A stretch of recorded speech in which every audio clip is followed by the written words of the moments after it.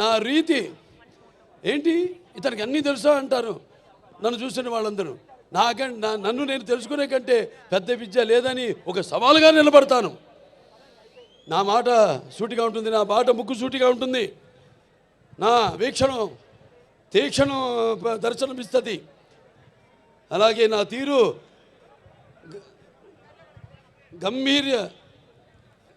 ఒక గాంభీర్య రూపంగా వెలుగుతూ ఉంటుంది. నన్ను మీరందరూ ఒక సినిమా నటుడుగానే కాదు నాకు తెలుసు. ఎందుకంటే నాలో ఉన్న ఒక మానవత్వం అయితేనేమి, నా వ్యక్తిత్వం అయితేనేమి, నాలో ఉన్న నీతి నిజాయితీ నిబద్ధత అయితేనేమి, లేకపోతే నాలో ఉన్న నిష్కల్మషం అయితేనేమి, వీటిలన్నిటితో ఇప్పుడే కాదు ఇంకా ముందు ముందు తరాలు కూడా నా అభిమానులు పుడుతూనే ఉంటారు. అంటే ఆత్మాభిమానమే నా చిరునామైనప్పుడు ఆత్మవిశ్వాసంతో నిలువెత్తుగా నేను నిలబడతానని మీ అందరికీ తెలియజేసుకుంటున్నాను.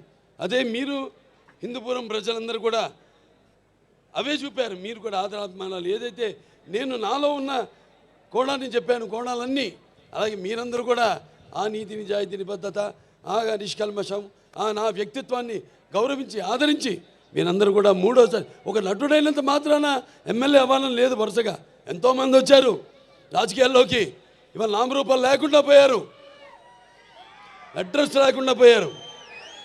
కానీ ఇవాళ ఇక్కడ పనులు చేశాం కాబట్టి నన్ను గెలిపించారు. ఊరికేదో సినిమా యాక్టర్ లేకపోతే రామారావు అబ్బాయి అయినంత మాత్రాన పనులు చేయాలి. ఎంతో కొంత మనం సమాజానికి కూడా మన వంతు బాధ్యత ఉంది ప్రతి ఒక్కరి మీద.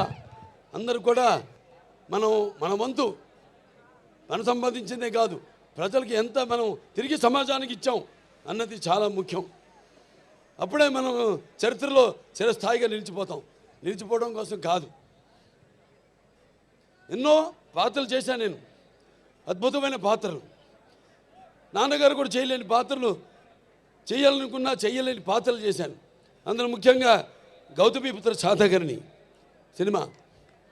ఆ సినిమా నాన్నగారు చేద్దామనుకున్నారు, కొన్ని అనివార్య కారణాల వల్ల చేయలేకపోయారు.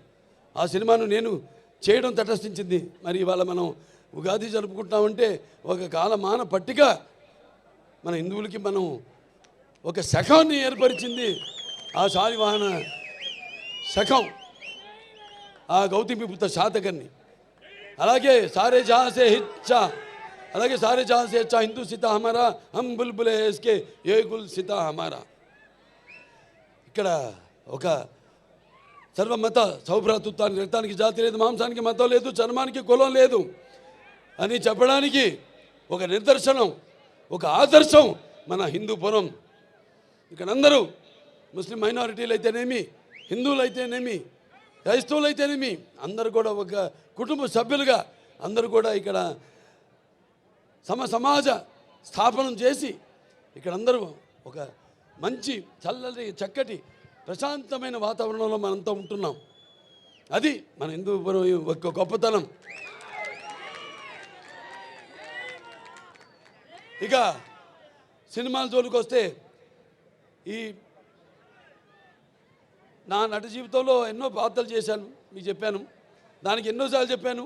నాకున్న జ్ఞాన సంపదలో బ్రాహ్మణుని, ఐశ్వర్యంలో వైశ్యుని, మంచిగా మాలని, మంచి ఎదురు తిరిగే మాదిగని, కష్టాన్ని నమ్ముకున్న కమ్మరిని, కొమ్మరిని, కంసాలిని, రజకుడిని, నాయ బ్రాహ్మణుని, కల్లుగీత కార్మికుడిని, కల్మషంలో అయితే యాదవుడిని, ఆపదలో ఆదుకునే వెలమని, వ్యక్తిత్వంలో రాజుని, అమ్మను మరిపించే కమ్మని, పౌరుషంలో రెడ్డినని,